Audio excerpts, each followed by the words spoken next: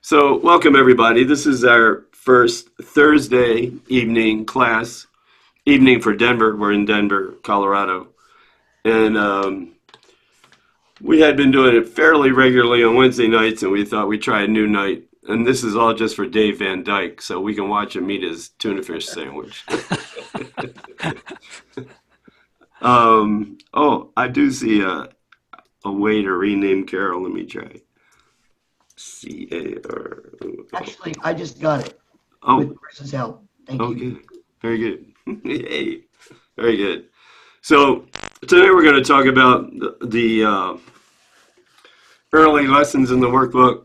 Um, we'll see if we can cover up to number 15. Maybe, maybe not. But from 1 through 15, with a lot of focus on 7 through 15. And some of the major ideas that are being developed by Jesus during those lessons. And before we get started, I wanted to do a little quiet meditation. Lesson 312 in the workbook. It's on page 456 in the workbook. Lesson 312, I see all things as I would have them be. And this is just a little meditation. And this is about what we're going to, the gist of these two paragraphs in lesson 312 are what we will be talking about. In the early lessons, Jesus doesn't use the word perception much, if at all. I think he uses the word perceive now and then, but he's really trying to get us to look at perception and seeing as synonymous, and that they're being projected from an inner place inside of us that the Course calls the mind. And it's not just like one day I woke up and decided to project stuff. Well, sort of that's what happened, but there's a purpose for everything. So what Jesus is trying to get us to do all the time is to look at the purpose for our seeing and the purpose for our feeling. That there's always this kind of hidden ego conspiracy going on if we're in any kind of negative space, and it's a conspiracy against ourselves. We don't want to admit that we're choosing to be judgmental, that we're trying to push Jesus away, and rather than own that stuff and eventually let it go, we're really projecting our own inner choice to feel and experience separation, but we're blaming other people for it. And then we perceive other people seemingly doing things to us that make us feel bad. But he's always trying to get us to go back in terms of perception, that, and in terms of our seeing, that's always based on some internal judgment to push God away and then pretend we didn't do it. And that's a lot to take if you're hearing all this for the first time. The Course is a lot to take because it's asking us for a whole new perception, a whole new pair of glasses, a whole new way of seeing the world. And that's what lesson 312 on page 456 is talking May I about. ask a question? Can you hear me? Sure. Excuse me, this is all new to me, the interactive. And of course, I had to go off to take that phone call. I apologize. But so I'm not sure, again, my background is through Marianne Williamson. And the way I'm hearing you speak of Jesus, it sounds like you're not really speaking of necessarily creator or other terms, God, whatever. Metaphorically, are you? I'm speaking of pretty much You're from the point of speaking view. from a Christian point of view? No, I'm speaking from the point of view of the Course in Miracles, the Jesus who we believe wrote the Course. Well, other things that I'm listening are saying Jesus is one name, God is another, Creator is another. So I don't know if you're talking about the religious or the historical Jesus. No, well, actually, I'm not. I'm talking about Okay. the specific Jesus that wrote the Course in Miracles. You mean dictated it? Yes. Yeah. Okay. Yeah. I'll listen some more, but Okay. you're really sounding as if you were in a church speaking. That very much the same. So that's why I'm asking. Okay. Alrighty. Yeah. Yeah. See what you pick up as we go along, and certainly ask questions as we go. Okay. Alrighty. Lynn, you want to read lesson 312, and we'll get quiet for a few minutes. Sure.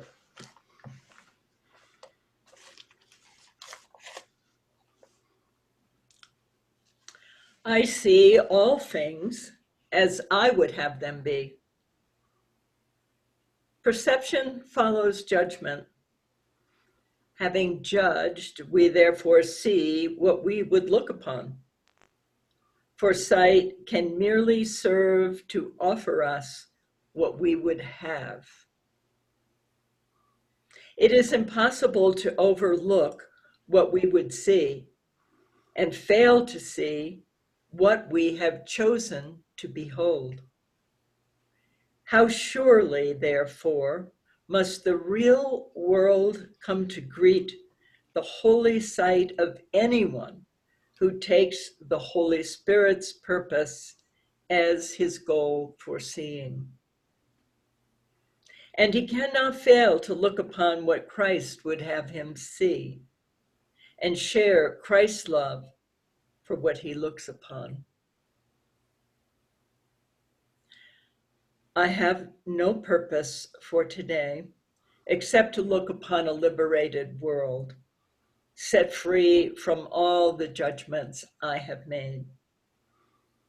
Father, this is your will for me today, and therefore it must be my goal as well. And we'll get quiet for a minute. I'll bring us out.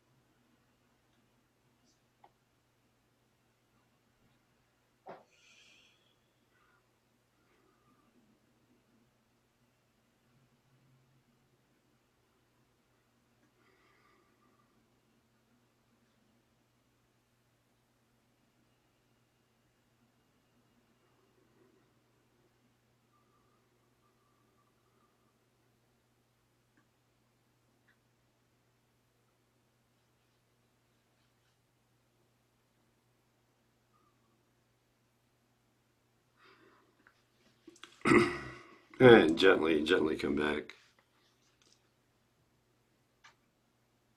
So, how many of you folks have worked at least these first 15 lessons at some point in your life? Alrighty, very good. Yeah, I didn't want to run through them without knowing whether you had some background in them or not. And this is a lot of this is Ken Wapnick's approach. He's our favorite A Course in Miracles teacher to the workbook lessons, and some of them are my own added on ideas and things that I've learned over the years.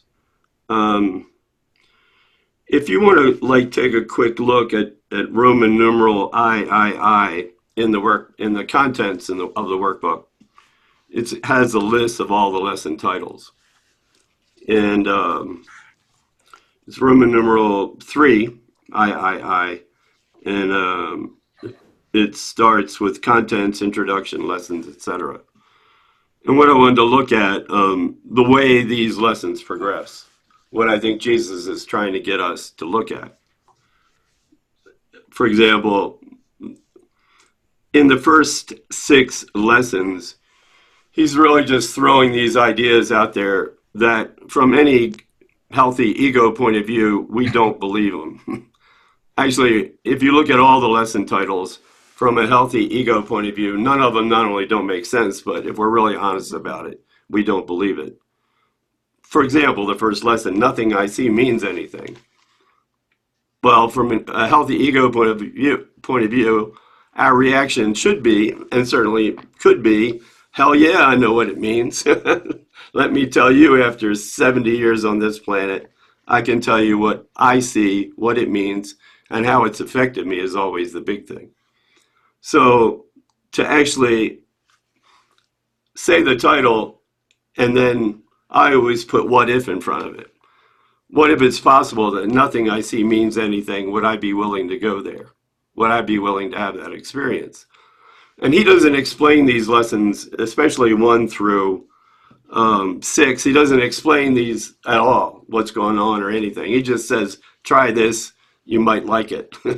Try this, see how much you're resistant to it. Try this and see how much you really don't believe it, is ultimately what I think he's trying to get us to do. And then with his help, maybe we can have a different experience. So Jesus says, nothing I see means anything. And then number 2, because I have given everything I see all the meaning that it has for me. And then, so I do not understand anything I see. So if the first thing is true, the first premise, if that were to be true, what if that was true? Then the second premise would be, I have given everything I see all the meaning that it has for me. And then the third kind of like linear progression here, the logical progression then, is so then I don't understand anything I see because I've made all the meaning everything I see has. I've made it up. And then because these thoughts that I'm thinking don't mean anything. So he's always kind of like jumping in any given lesson. He's jumping from seeing back to thinking, back to seeing, back to thinking. So what he's trying to say here is starts with what we think we see and tries to lay out this premise of what if nothing I see means anything. And then he begins to explain why. And what he's going to get to is this whole idea of projection, that everything I think I see is projected from some inner place inside of me where I'm holding on to separation. And I'm not admitting that. And I'm blaming the pain of that on somebody else. Now, when we're working the lessons initially, none of that is apparent at all. I mean, all these things are mind-blowing things. Number 4, these thoughts do not mean anything. These thoughts about everything I think I see don't mean anything. I mean, it's like, just like, really? Really? Is that even possible? And then and then the real clincher is, and he doesn't explain this either, number 5, if all this is true, that nothing I see means anything, and I've given everything I see all the meaning it has, and for sure I don't understand anything I see, then if I'm upset, I'm never upset for the reason I think. Upset is another thought I'm having. I think I'm upset. Well, if I've given everything all the meaning it has, then I think the reason I'm upset is because of something external. But if I've given that thing all the meaning it has, what he's more than suggesting here is it's my fault. If I'm freaking out, it's my fault. I've given whatever it is I'm freaking out about all the meaning that it has. I've made it up and I've projected it from an inner place that I'm not even aware of. Now, once again, he doesn't explain, even number 5, he doesn't even begin to explain that yet.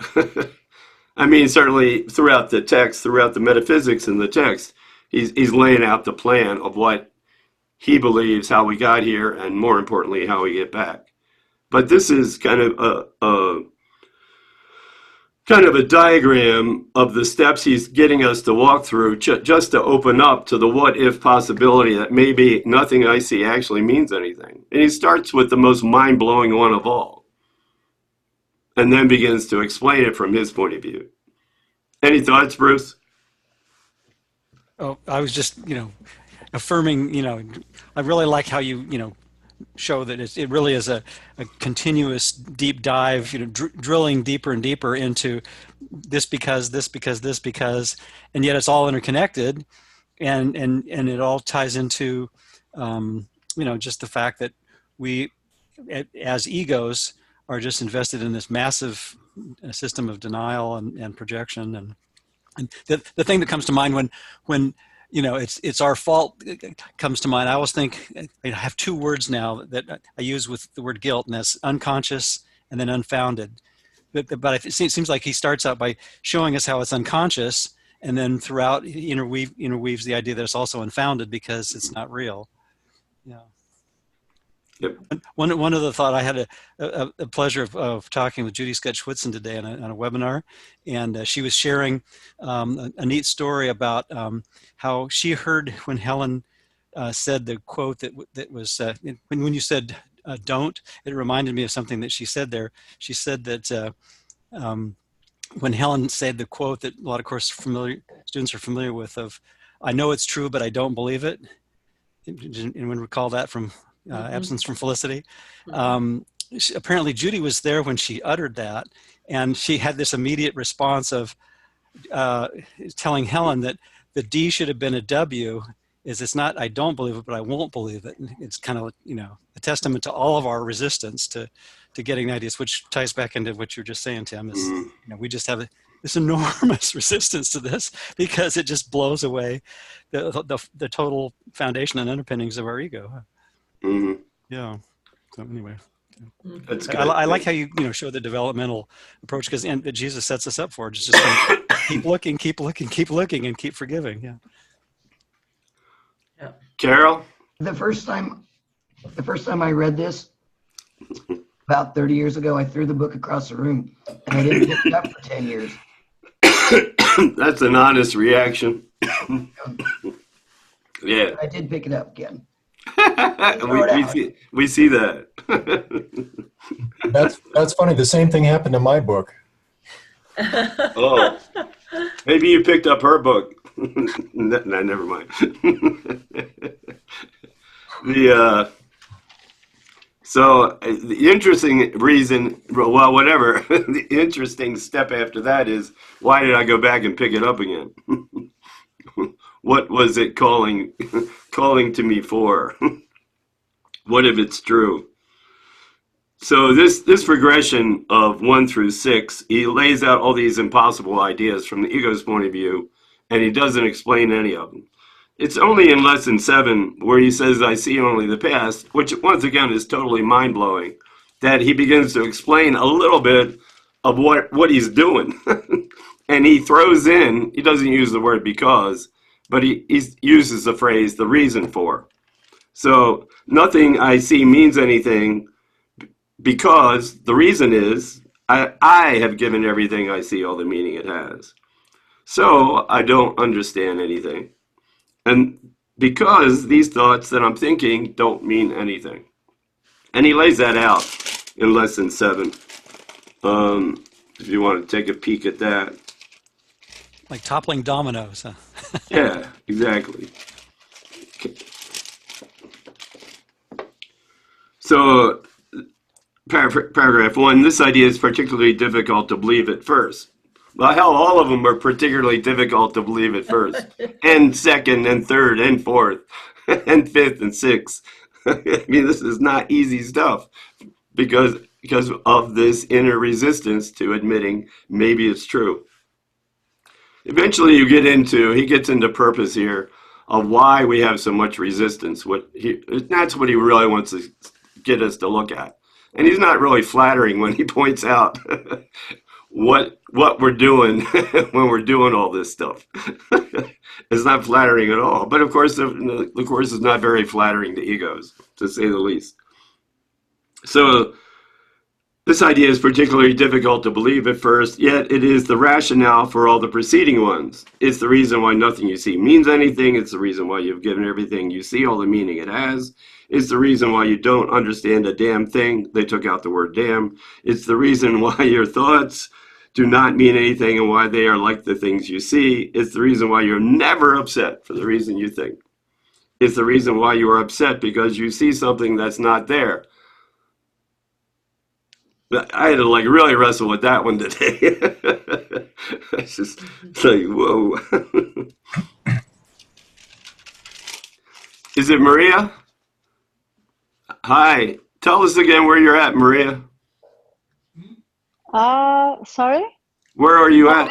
I'm in Florida. Oh, okay. Very good. Have you been to these meetings before?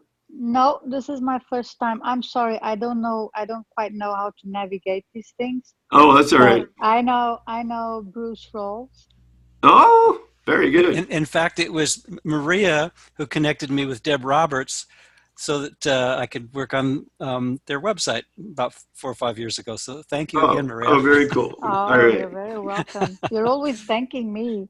It's not me Yeah. to thank Well, you know, somebody. I mean, it's all we're all working on it together, right? So anyway, Right, right. Yeah, you're doing a great job, by the way. a lot of teamwork. It's all shared Yes. interest. Yeah. Well, very good. Welcome, Maria. Thank you. Yeah. So to move on to lesson 8, page 13, the next big mind-blowing title. My mind is preoccupied with past thoughts. So this whole thing about I see only the past because once again, seeing is coming from what we think, and what we're thinking is preoccupied with past thoughts. I see only the past because my mind is preoccupied with the past. I don't want to let it go. I want to insist I know what I need to feel better. I want to insist on who I need to punish so I feel better. My mind is preoccupied with all that stuff. Who are the bad guys? Who are the good guys? And so paragraph 1, this idea is, of course, the reason why us, why we see only the past. No one really sees anything. And a lot of these things actually, from his point of view, make sense not only from where he's looking at it, from the point of view that the whole world is made up and none of this stuff is real, but from even in time and space, a lot of this stuff is true. I mean, if we're hanging on to the past, even in time and space, I'm not going to see you the way you are right now. You know, I'm going to bring my baggage and my judgments based on how I've dealt with people like you before, and I'm going to see you a certain way. It's just the way it is. From the ego's point of view, that's what the ego does. What are you thinking, Lynn? I'm just uh, struck after doing these for God knows how many years and how many times I've been through these lessons, but you know how much he is presenting us in the very beginning Me too. with ideas, as you pointed out, Tim, that are outrageous to the ego. And then he tells us, it doesn't matter if you understand. You can't possibly understand. So I don't care if you understand. And somewhere in here, he just says, I want you to apply these lessons indiscriminately to everything.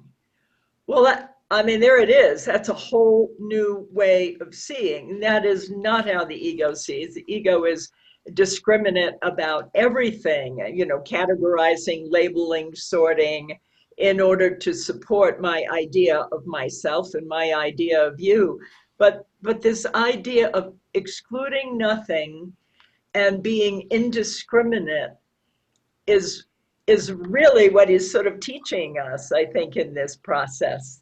And it goes on, it gets deeper than this, that we really need to learn to see without the help of the ego. So I'm really struck at how dramatic it is right off the bat. Go ahead, Bruce. I always like how he points out that our understanding will interfere Yeah, with making progress in the course. yeah, The very idea that we think we understand the course, you know, or anything, you know, is like an impediment. It's like, oh yeah, that's right, and we keep going back to that over and over again. yeah. It's like Nike, you know, just do it. Just do it. That's all. But have no opinion about it. Or if you do, it doesn't mean anything. I had an opinion about Dave's sandwich. Are you done, Dave? That sandwich is in the past. It no longer exists. You're seeing only the past, Tim. Oh, that's what Jesus has been telling me. That's right. That's right. Okay, I get it now. I get it. Cool. So, paragraph 1, page 13. This idea is, of course, the reason why you see only the past, because my mind's preoccupied with the past. No one really sees anything now as it is. What's going on now? He sees only his thoughts projected outward. And this is where he's like really laying down, especially in these lessons, a case for projection here. It's our thoughts that are always projecting our seeing and determine what we're going to see and especially how we're going to see it. He sees only his thoughts projected outward. The mind's preoccupation with the past is the cause of the misconception about time from which your seeing suffers. So that's an interesting sentence. Anybody have any thoughts about that? What kind of misconceptions do we have about time? We think it's real. We think it's linear. Yeah, we Linear. think it's linear. We're We think not, we're not we think we're Isaac stuck in one Newton little or, point in it rather than, I mean, distributed throughout eternity or whatever. We can't even wrap our minds around that. Actually, on this one, it occurs to me that a metaphor that I try to wrap my head around this is the idea that, okay, if in the course's metaphysics, if time is already over, I immediately jump to like a linear metaphor. So it's like this infinitely future point that truth is looking back on the tiny mad idea, but the course also says it was over in less than a nanosecond, as we think of time. So it's like, no, it's really outside of time. Yeah. thank God he didn't say time was already over until he got to, I don't know, whatever it was, 60, 70, 80, 90. I mean, it took a while. He built up to that one. He didn't tell us right here and now what our misconceptions are about time. Well, it's already over. Well, we totally believe in beginnings and endings. I mean, there's time, that we were born and that we're going to die. Mm-hmm. Yep. And because of all that, because of all those misconceptions we have about this linear view we have of ourselves on a point in time and space, line 5 is true. Your mind cannot grasp the present. You're so obsessed with what you think the past did to you and what you need to do in the future that it's hard to be in the present. You can't grasp the present. You can't be here and now. The old Ram Dass thing. Ram Dass just passed away, by the way, like last week or something. Like epic spiritual leader. Your mind cannot grasp the present, which is the only time there really is. It therefore cannot understand time and cannot, in fact, understand anything. Well, we're beginning to hear him say it. We don't believe it yet, but we're starting to realize what he's saying, that what we think probably ain't true. And certainly from his point of view, it's not. And then he goes on, the one holy true thought one can hold about the past is that it's not here, which is one of those things which is true in time and space as much as it's true from his point of view. To think about it at all is therefore to think about illusions. Very few have realized what is actually entailed in picturing the past or in anticipating the future. The mind is actually blank when it does this because it is not really thinking about anything. Yeah. Oh, I was all right until he got to that. What? Let me tell you what I'm thinking right now. I'm thinking he's crazy. The mind is actually blank when it does this. Okay. Let's just read on and see where all this goes. But that's enough with that lesson. So he throws these things in there for sure. That kind of like start stirring the water each time a little bit more. Lesson 9, paragraph 1. Dave, you want to read that? Sure. I see nothing as it is now. This idea obviously follows from the two preceding ones, but while you may be able to accept it intellectually, it is unlikely that it will mean anything to you as yet. However, understanding is not necessary at this point. In fact, the recognition that you do not understand is a prerequisite for undoing your false ideas. These exercises are concerned with practice, not with understanding. you do not need to practice what you already understand. It would indeed be circular to aim at understanding and assume that you have it already. Thoughts about that, Dave? Well, Do you kind of wish you would have said that in the first lesson? yeah, a little setup would have maybe softened the blow a little bit. It's I don't know. I think it sets our perspective in a in a helpful way to view what's happening with this instruction. And also not to expect ourselves to understand necessarily what's happening. Like Lynn said, it's a just do it kind of a thing, and at some later point we'll understand it, or he'll sum it up for us. Or throw in more stuff to really mess us up. Yeah. Oh yeah. Oh yeah. Well, we kind of see the pattern. He just keeps doing it. Yeah, and once again, it's true. I mean, we think about the things where we didn't have the whole big picture, and then when we got the big picture, we realized we were making up all kinds of assumptions based on things we didn't know. I remember when the big multinational conspiracy theories became a big deal, and well, for me, it was in college, and like learning about the conspiracy of rich people and how much they were manipulating so many things behind the scenes.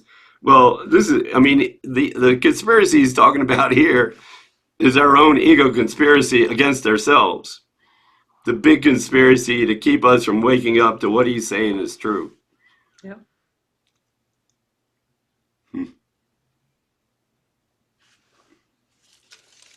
And lesson 10. So earlier he had a lesson. Once again, he's kind of getting more to the point where he's really hitting the nail right on the head. The first lesson said, these thoughts don't mean anything.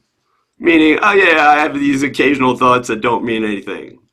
Here, he's more than implying that all my thoughts don't mean anything.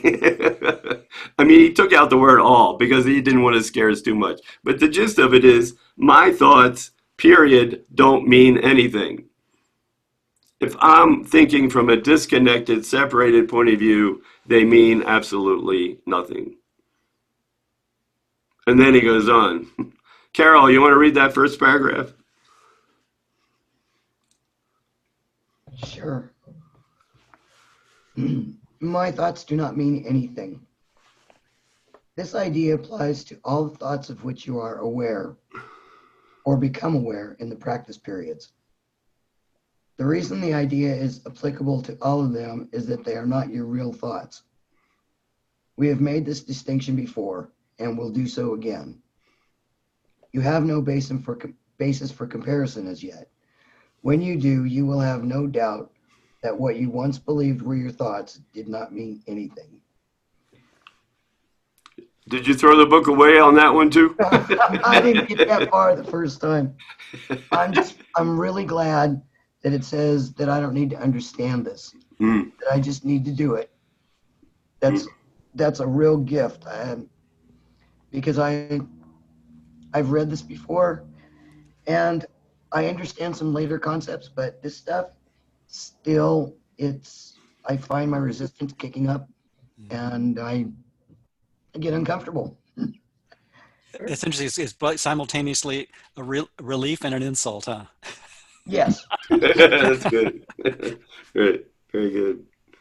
And so the new thing he's throwing on us now, the new idea is that everything we're thinking don't mean crap.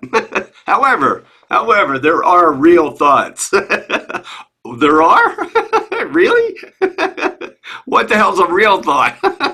Why are my thoughts not real thoughts? I mean, it is insulting to our egos, to say the least. But so there's this, obviously he's bringing to the surface in our awareness that there are actually thoughts, ideas that we can think that actually are connecting, that actually are forgiving, that actually are non-judgmental. He doesn't say all that here, but that's where he'll eventually get to. And it certainly was more than implied in that lesson we read in the beginning as a meditation. That perception's always coming from our inner judgments of who and what we think we are as separated beings. So our real thoughts are when we ask the Holy Spirit for help to let go of the idea of separation. That's what a real thought is. I ask Jesus or the Holy Spirit, I'm looking at you with all kinds of judgments, and I ask them to help me to see you the way Jesus sees you. And in that experience, I'll have a real thought.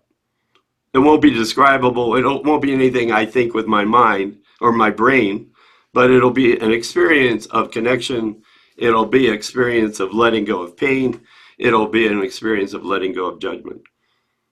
Exactly. The thoughts. My thoughts are no thoughts. So it's what I was going to say is that when actually the real thoughts are when I'm not thinking. Yeah. That's good. I like Right? that. Yeah, Yeah. very good. Yeah. He hasn't told us how to get there yet, but I mean, Which is actually never. right. Or very rarely. I think, therefore I'm not. Exactly. Descartes had it all messed up. Exactly. So it's the abstract actually, which we're very afraid of. Yes. So he didn't put his heart before the course? No, he didn't put the cart before the horse. Oh, no. So on that note, welcome, Kishore. We're on lesson 10. It's on page 16 in the workbook. And we're talking about all these trips Jesus keeps laying on us in every lesson. Things that our poor little ego don't believe. And where he's trying to get us to realize that we do believe it. So, Maria, you want to read paragraph 2, please? Okay. This is the second time we have used this kind of idea. The form is only slightly different. This time the idea is introduced with my thoughts instead of these thoughts, and no link is made overtly with the things around you. The emphasis is now on the lack of reality of what you think you think. Certainly, in the process of forgiveness, we start with our judgments. We start with, we try to be a little honest about who we're judging and how much we feel justified and how much we think they should be punished. But at the same time, we begin to admit how much that hurts. I mean, we probably feel totally justified, but it's a crazy place to keep ourselves in. If we really believed we were doing everything to ourselves, we would be saved. Yeah, exactly. We've met the enemy, and it's us. And yeah. Right. So what he's doing here, though, I mean, it's interesting metaphysically because he doesn't start with the judgments. He goes right to all these thoughts mean nothing. Metaphysically, I mean, eventually he'll point out, the in-between stage where we're hooked on our judgments, we're addicted to them, and it's those judgments that are causing us the pain. But the reality is they're not real. And he goes right there to those ideas that all this stuff that I'm thinking, he's not focusing on judgment yet, but all this stuff I'm thinking is just blank. It's nothing. It's not who we truly are. Right. And he and then in that framework, he'll eventually fit in, especially when he gets to, I see no neutral thoughts, how friggin' judgmental we're being all the time. I have no neutral thoughts about anything. I have judgments about everything. But he really doesn't get into that until whatever that lesson is, 16. He doesn't bring in that idea of judgment. But what he does bring in, in just a couple of lessons, is this idea, the unwinnable unwinnable battle that we're trying to write the script on this blank slate, and we're in competition with God to do it. I think I would have felt better if he just kind of emphasized the judgments before he got to that. Not that I'm fighting with God every time I'm trying to judge. I mean, he just lays that down too. Not only are all these thoughts meaningless that I'm thinking, but I think I'm in competition with God to write on this thing called the world and myself all these ideas and thoughts and meanings. Because if I don't write them first, God's going to do it. And I don't like what he's going to write. He's going to say what he says throughout this whole book. The world is made up. It was made up as an attack on God. I mean, it's like, and that's what the fight is about. Anytime we get desperate about anything, anytime I get desperate about anything, and it could be seemingly mild compared to some of the things I've been desperate about, but I'm trying to write on that drama my meaning and what I need to do to save myself before God does. I mean, that's an incredible thought. I mean, it's kind of really mind-blowing that we're in competition with God to write a meaning on it. And it just sounds like way too much work, especially his meaning is a whole lot nicer than mine. I mean, it's a lot of work. Kishore, you just walked into all this. What were you doing?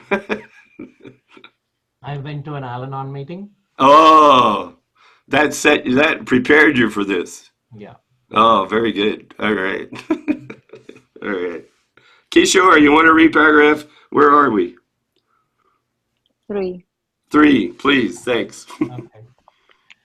This aspect of the correction process began with the idea that the thoughts of which you are aware are meaningless, outside rather than within, and then stressed their past rather than their present status. Now we are emphasizing that the presence of these thoughts means that you are not thinking. This is merely another way of repeating our earlier statement that your mind is really a blank. To recognize this is to recognize nothingness when you think you see it. As such, it is prerequisite for vision. Yeah. I think seeing nothingness is like even beyond the third step of forgiveness, for God's sake. At least in the third step of forgiveness, I realize I've made up all the judgments and it's all made up and I don't have to take them personally. And I don't have to take you personally. I don't have to take me personally. And we're still all okay. But this idea that everything is nothingness, to recognize that's like when you're like standing at the gates of heaven and you're ready to take that last step. Because everything you're leaving behind, is nothing. Not just it wasn't a good idea at the time, but it was nothing. Yeah. Whew. Pretty wild. What do you think, Kishore? That when you say that this is merely another way of repeating our earlier statement that your mind is really a blank, that I actually shared with Lynn yesterday. There was a moment like last week in the middle of working. Suddenly I realized I didn't have the ego or the Holy Spirit. there was no wanting or anything. It was just an emptiness. And the emptiness for me is a blank and it's peace. And that is what, for me, that's at that moment, I really immediately, some words needs to be put. Immediately my mind was, oh, maybe this is the holy instant. I just said, nope, just let it sit with this. We are not going to give a word. We are not going to give a feeling or an emotion or an attachment. And immediately I start to chase it. Nope. And then I went back to work. Like it was one of those in the middle of a very hectic day. It just came, just one instant, it just dropped. And then it just went ahead. I went on with my life. Yeah, it was. Nice. Yeah. I remember Thomas More. He not the medieval Thomas More or the Renaissance Thomas More wrote the book Seat of the Soul.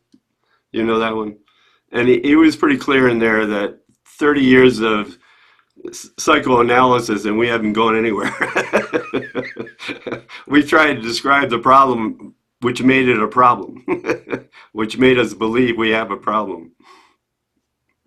I'm not sure he was looking at it from a course point of view, but that certainly sounds course-like to me. Like as soon as we step back and then we try to define it, it's over. And then the catch-22 is, okay, I'm not going to define it. I swear I'm not going to define it. I want to stay here. But even that's defining something. That's defining how we stay there. So, yeah. It's always going back to the judgments, I think, because when we don't stay there, we've always got judgments we can start with again. Because they're the ones that are keeping us from having that experience of the holy instant. It's always the judgments. And if we're willing to let that go, we'll go back. Because we never left there anyway. And eventually he's going to say something like that soon. So lesson 11, paragraph 1. Lynn, you want to read that one? You're on mute, Lynn. Oh, and read that awful title too. My meaningless thoughts are showing me a meaningless world. This is the first idea we have had that is related to a major phase of the correction process, the reversal of the thinking of the world. It seems as if the world determines what you perceive. Today's idea introduces the concept that your thoughts determine the world you see. Be glad indeed to practice the idea in its initial form, for in this idea is your release made sure. The key to forgiveness lies in it. Whew, that's loaded. First time forgiveness in the workbook right there. Just threw it in at the end of that paragraph. Right. So in a lot of ways, he's setting it up that, that going through that process of forgiveness, we think we know who the bad guy is. We think we know who's given meaning and feeling to my existence. And yet what he's saying here is it's my thoughts. It's my inner thoughts, which thank God are meaningless, are showing me or giving me all the meaning that I think I see. But it's really a meaningless world too. Nothing from nothing is nothing. It's all it can be. However, we don't believe that. We believe that the world makes us feel a certain way. We believe the world makes us think a certain way. We believe, what he's pointing out here is from his point of view, the reality is our thoughts show us a world. And more to the point, our meaningless thoughts show us a meaningless world. Well, we're always believing that the world is very meaningful. It's making me feel certain ways. And that, I get all my meaning from how the world sees me, treats me, etc. And I believe, from the ego point of view, that first sentence is totally not true. I mean, we can sort of agree with that at this point. That, yeah, I react. Yeah, I'm upset for the reason I think. Yeah, I believe, like terrible things happen to, innocent people. And that doesn't seem meaningless. And I react. And I think my reactions are real. I don't think they're meaningless. I mean, once again, it's insulting, but at the same time, he says that reversal of my belief that the world is causing me in the way I feel, if that's not true, would I be willing to look at that? Because then I have, theoretically, then it gives me control over the whole process. I can ask Jesus for help to see the whole world a different way, the way he does, to see the meaning or lack of meaning that he sees. I can actually have that experience. And then the key to forgiveness lies in it. Otherwise, there, it would be, if the world really was causing me to feel a certain way, then letting go of that would be forgiveness to destroy, which he doesn't bring up here, thank God. He waits until the Song of Prayer to talk about forgiveness to destroy. So he doesn't even do it in this book. There's hints of it in different places. But real forgiveness is always coming to grips with this possibility that my thoughts are showing me the world I see. And even more importantly, my thoughts are showing me the world I feel. It's that's determining my feelings, not the world determining my feelings. And that's why it's such a huge reversal of the thinking of the world. Thoughts? Questions?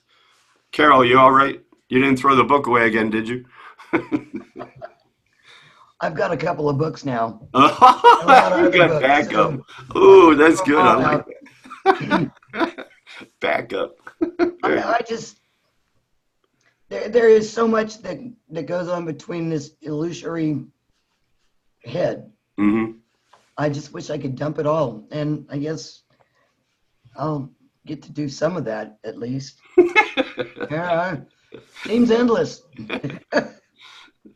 Yeah, the good news is it's nothing. The bad news is it's nothing. Yeah, Yeah. exactly. I think it seems endless, but once we grab hold of a few ideas, those begin to generalize. And so you can actually remove, whole groups of thoughts at once when it, not that not that I'm necessarily experiencing this, but I see how it can happen.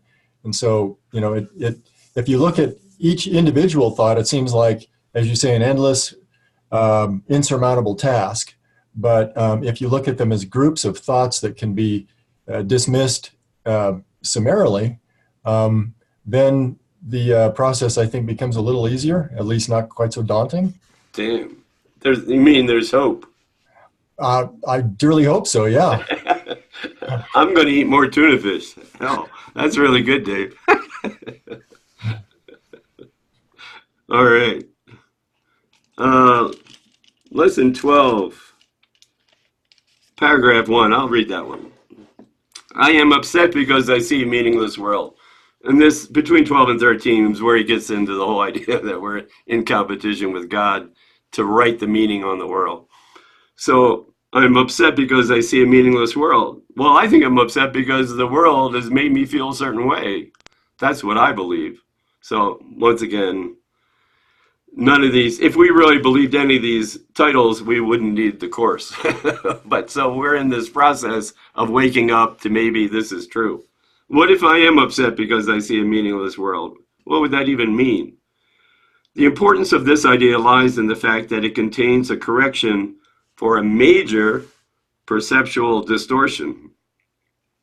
You think that what upsets you is a frightening world, a sad world, a violent world, an insane world. All these attributes are given it by you.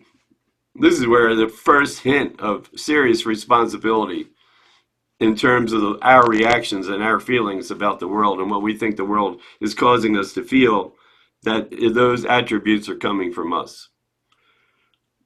The world is meaningless in itself. So once again, the ultimate metaphysical reality, it's meaningless. But in between having that experience and waking up to that are all these attributes that I'm hanging on to that I've laid on the world, and I don't think I've laid them on the world. I got to start with where I think I'm at. Attributes is, in this case, is another word for judgments, all the judgments I've laid on the world. The good, the bad, the ugly. What I think is helpful, what I think isn't helpful. So all that stuff is coming from me, and if that's true, then maybe with Jesus' help I can do something about that. There's not a whole lot I can do about the world. And then the things in italics, are really interesting because he, once again, he reinforces in paragraph 3, line 2, I think I see a fearful world, dangerous world, hostile world, a terrible world. And then in italics, paragraph 4, but none of that's true. I'm upset because I see a meaningless world. I mean, he's even like pulling the rug on any, not just that all my judgments, but they're totally nothing. That this thing that makes up judgments is nothing. And then paragraph, where are we?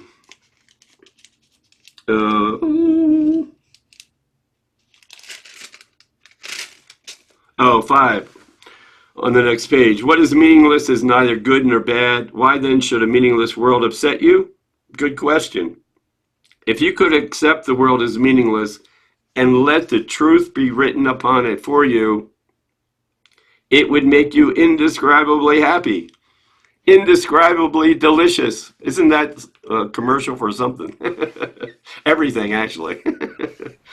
So the only thing that's keeping us from having this indescribably delicious happiness feeling is I'm not allowing the truth to be written on the world for me. I'm insisting I know what the world is about. I know how to judge, and let me tell you. Seems like it ties in to the authority problem, concept Mhm. pretty heavily right off the bat, doesn't it? We want to wrest authorship from God and make up our own story in place of the truth, which we don't even know. So he's more than hinting at this point because the bad stuff's starting to come to the surface.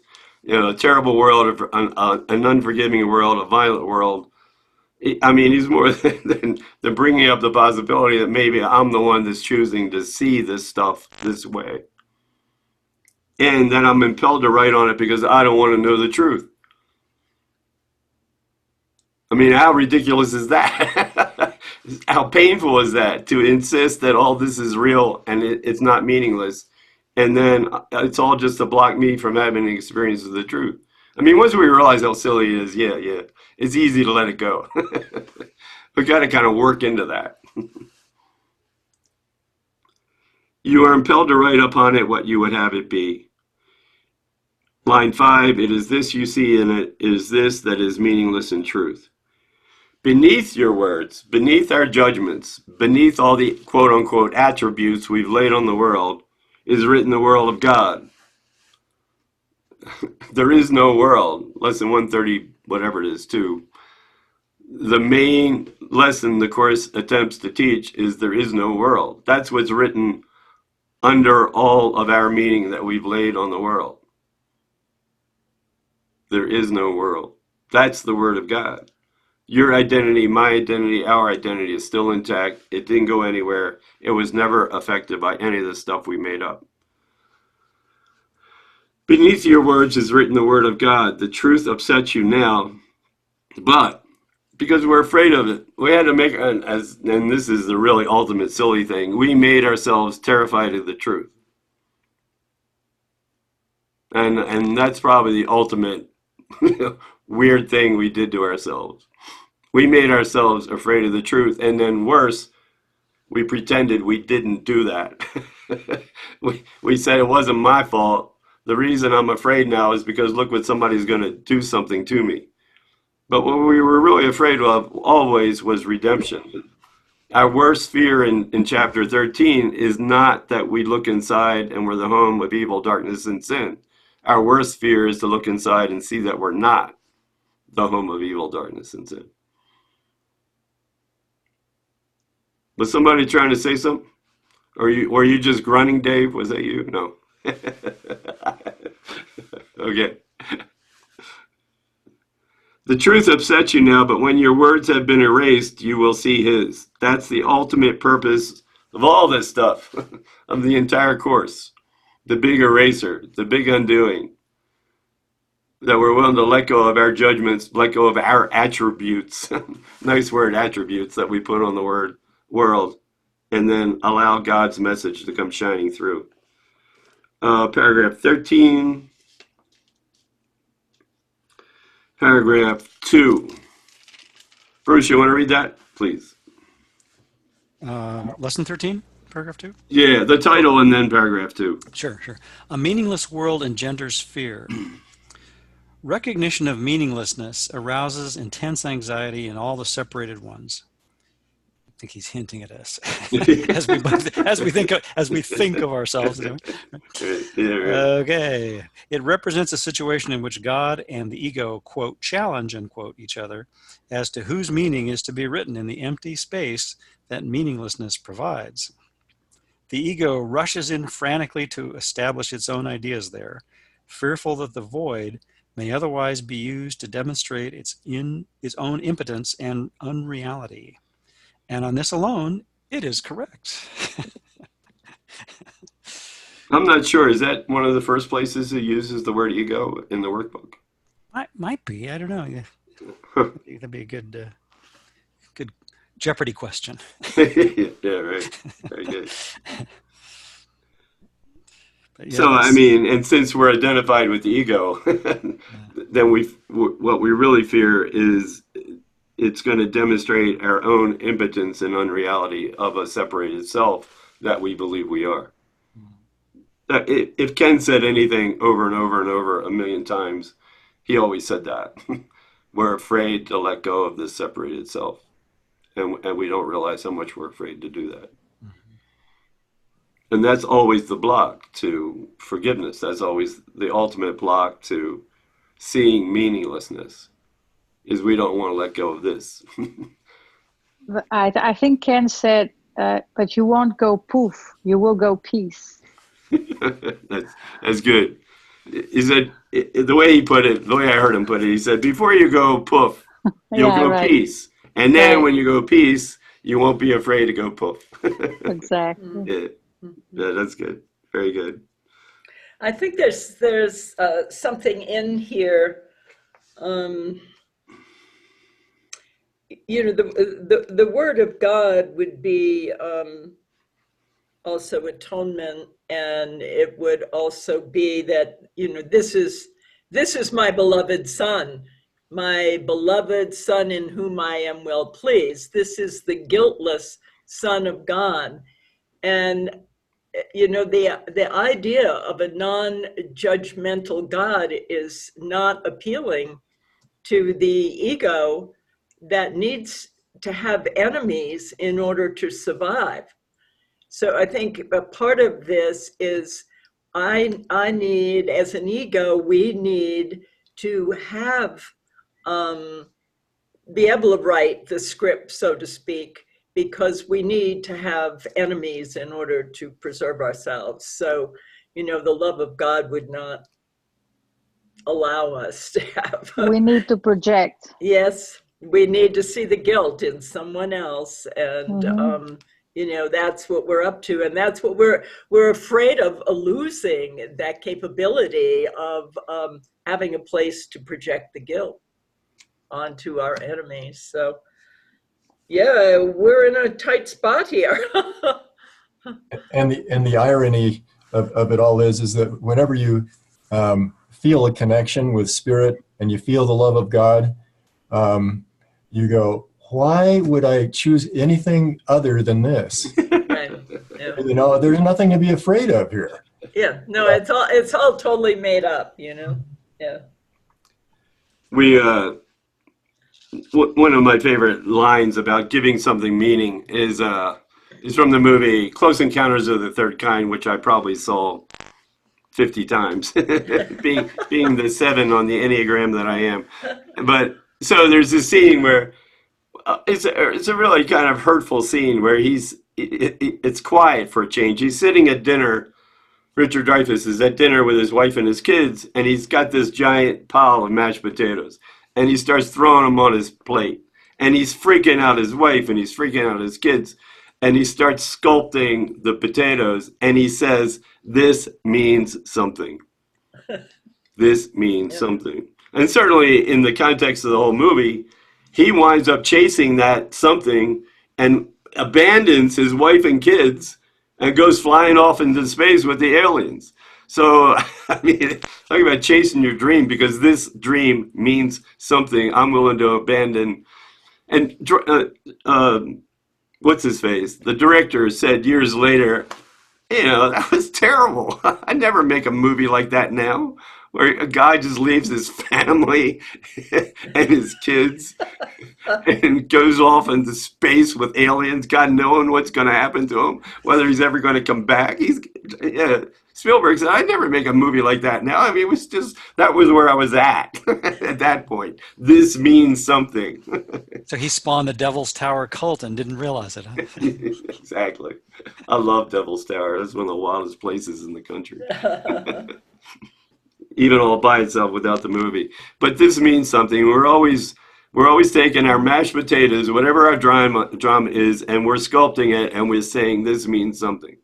And we believe it, and we're willing to sacrifice our connection with our families and friends to prove that meaning. I mean, it was really a great depiction of what the ego does every second. This means something. Yep. I'm looking, in italics paragraph 4, I'm looking at a meaningless world.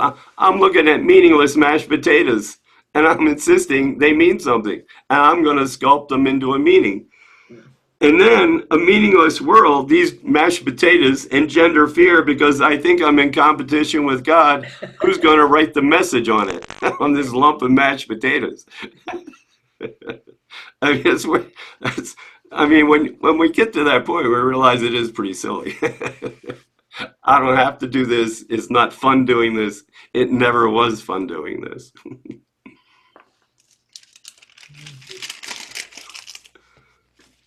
Oh, yeah. The paragraph 5. You may find it difficult to avoid resistance. God knows. That's an understatement. In one form or another, all kinds of forms of resistance. The next judgment that we have about anything. To this concluding statement. Whatever form such resistance may take, whatever judgment we come up with, whatever meaning we give the mashed potatoes, remind yourself that you are really afraid of such a thought because of the seeming quote-unquote vengeance of the enemy. God's going to write something on those potatoes we don't like. These potatoes mean nothing. They're just potatoes, for God's sake. You write on them what you want to write. You are not expected to believe the statement at this point. Once again, this was for Carol. You don't have to believe this crap. Just try it. You might like it. And we'll probably dismiss it as preposterous. Hell yeah. Note carefully, however, any sign of overt or covert fear which it may arouse. Don't deny you're scared to death of what may be coming up. Just ask for help. The thing to do with all these lessons is don't do these lessons by yourself. It's like getting Jesus's face and say, I don't get this. You gotta show me something else here. And he will. That's why we don't ask him. If you don't do these lessons by yourself, you'll really get screwed up. Do them with Jesus. Do them with the Holy Spirit. And then 14, let's see, paragraph 1. The idea for today is, of course, the reason. The idea meaning God did not create a meaningless world. He didn't make mashed potatoes and then write crazy stuff on them. The idea for today is, of course, the reason why a meaningless world is impossible. What God did not create does not exist. And everything that does exist exists as God created it. The world you see has nothing to do with reality. It is of your own making, and it does not exist. Another zinger. Another giant zinger. Paragraph 3. This idea for today, God did not create a meaningless world, is another step in learning to let go the thoughts that you have written on the world and once again see the Word of God in their place. The early steps in this exchange. It's a good definition for forgiveness. I'm exchanging my judgments on the world for God's judgment of the world. God's Son, as Lynn was saying, is guiltless and his innocence is still intact. The early steps in this exchange, which can truly be called salvation, can be quite difficult and even quite painful. We don't want to give up our judgments. We're afraid to let them go because we are afraid what we will turn into nothing. Some of them will lead you directly into fear. You won't be left there. Is that really kind of nice, kind, gentle image of going through the levels of fear, holding Jesus or the Holy Spirit's hand, and it's just like passing a button passing through clouds. There's no resistance at all, as long as we're holding Jesus' hand doing it. Otherwise, we're going to make the clouds into all kinds of giant monsters that we think we have to fight. But this idea that this doesn't have to be painful as long as we ask for help. And it's got to be painful if we don't. I mean, it's terrifying to what we've identified ourselves as being these separated individual selves. And you will go far beyond it, holding Jesus' hand. Our direction is toward perfect safety and perfect peace. Our direction, Jesus and ours together, takes us to that place. And then to end with 15, my thoughts are images I have made. Another real zinger. It is because the thoughts you think appear as images that you don't recognize them as nothing. It was the ego's last-ditch effort to believe the thought of separation was to project it onto the world, and now I think the world is real. I'm not even back in my mind thinking my thought of separation is real. I think I'm feeling bad, not because of that, but now I think I'm feeling bad because what I see, I can touch, I can taste, I can sense, I can point the finger at. It's not just illusions we're going for here.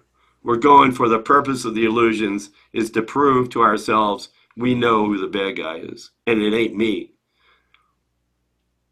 Bruce, were you going to say something? Yeah, I was just thinking that outer shield of oblivion. I keep coming back to that inner and outer shield of oblivion. It's like the whole world, our bodies, everything that is in it is just, like I like equating that with the last ditch effort. I like that phrase because it kind of puts it in perspective. It's like, okay, the ego really does not want us back anywhere close to the decision-making faculty of the mind. So it's like, let's create such a massive diversion that people won't even suspect that there's a mind. And particularly decision-making faculty that's beyond the ego mind that, could actually choose against the ego and then do this whole thing. Yeah. So, And later on, he gets fancy with the words. He says this whole paragraph is describing projection makes perception. The projection of our judgments onto somebody else, and then we see somebody else. Projection makes perception of something else. You think them, and so you think you see them. This is how your seeing was made. The purpose for all this seeing was always to point the finger at somebody else. This is the function you have given your body's eyes. It's not seeing. It's simply image making. It takes the place of seeing, replacing vision with illusions. That was the purpose. We didn't want to see with God's eyes. We didn't want to see what God was writing on the world. We wanted to see what we were writing on the world and get so preoccupied with that and distracted by that we never realized we were making the whole thing up.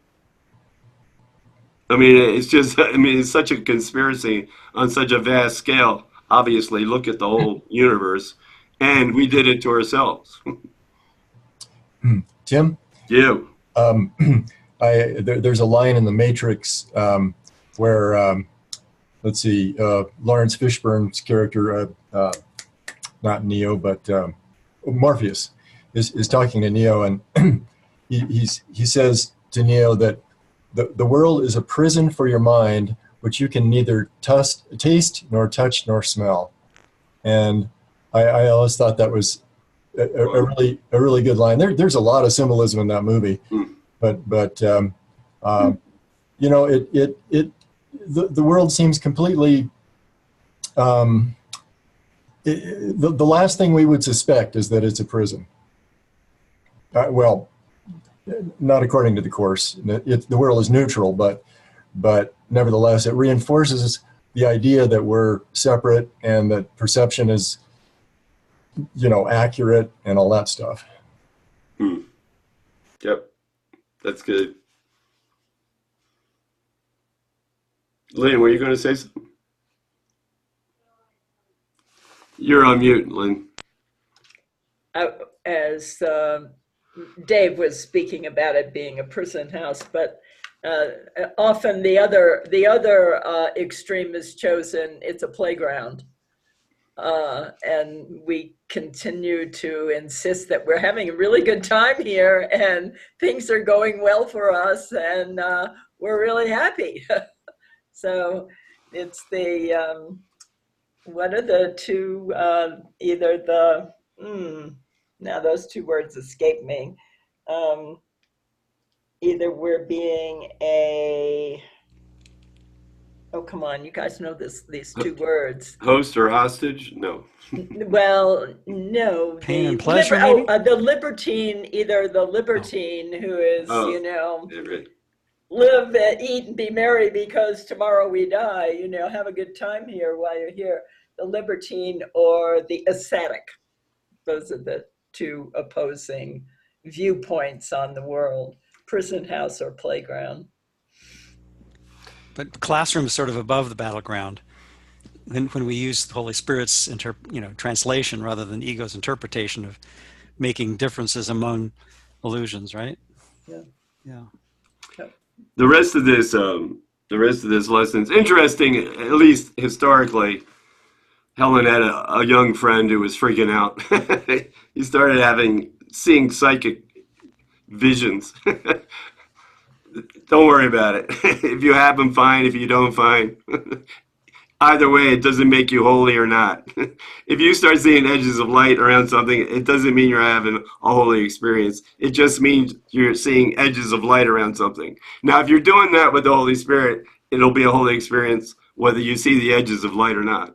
If you're not doing it with the Holy Spirit, it'll definitely be a special thing. You'll think you're holy as hell. and you'll be off and running trying to be the next Messiah. So he's just cautioning us.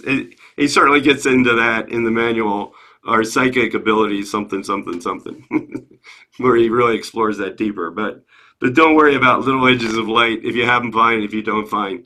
Don't worry about it. So that was an interesting little historical caution that Jesus did for this friend of Helen's, but I'm sure for a lot of other people that were having similar issues, to say the least. So it's really after this lesson 15 where he really kind of starts looking at what's neutral, what we believe and we think is neutral. Internally, we're not neutral at all about it. So ultimately, it's true. They're just neutral things, and we're writing our message on very neutral things. But from our point of view as an ego, nothing is neutral. I have a judgment about everything, if I'm being honest.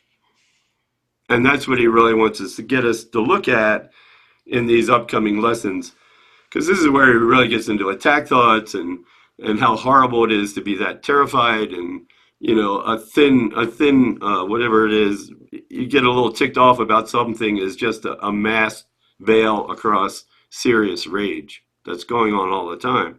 So I mean, he's getting some real icky feelings here that are coming out of our judgments that we maintain and then pretend we don't have them. So this really, it's kind of a turning point here. So we'll leave that for another time. We'll take a break now. We'll let Jesus in.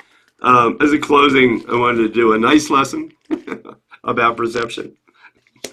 And it's the one after 312, lesson 313. It's on page 457 in the workbook.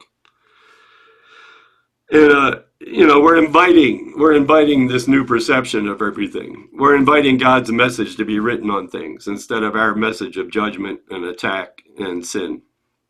Now let a new perception come to me. So Lynn, you want to read that? We'll get quiet for a minute.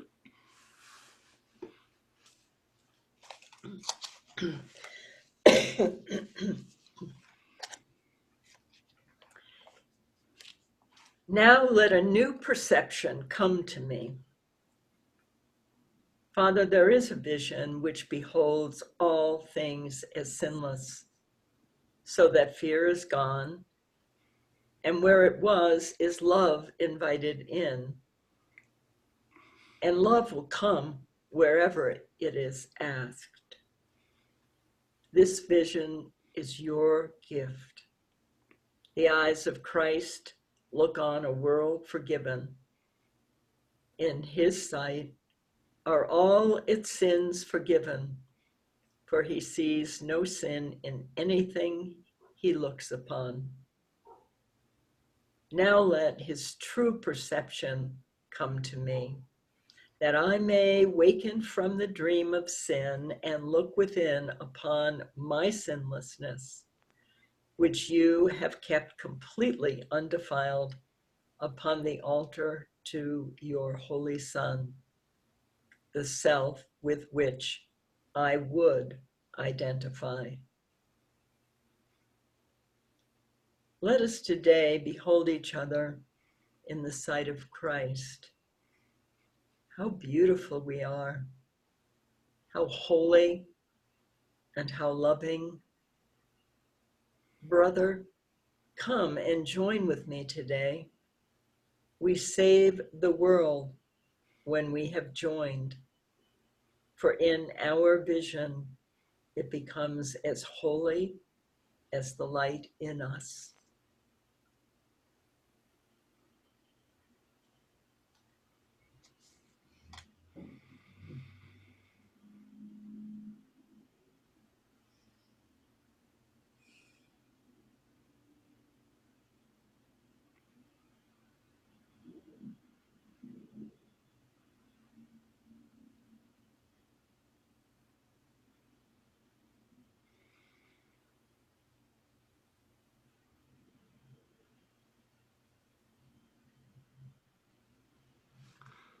And gently never come back. Stay right here. Mhm. Amen. Yeah. Thank you all. Thank you. Thanks. Thank you. You. Have a good night. Thank you too. Good night, Good night. everybody. Sweet Good night. dreams.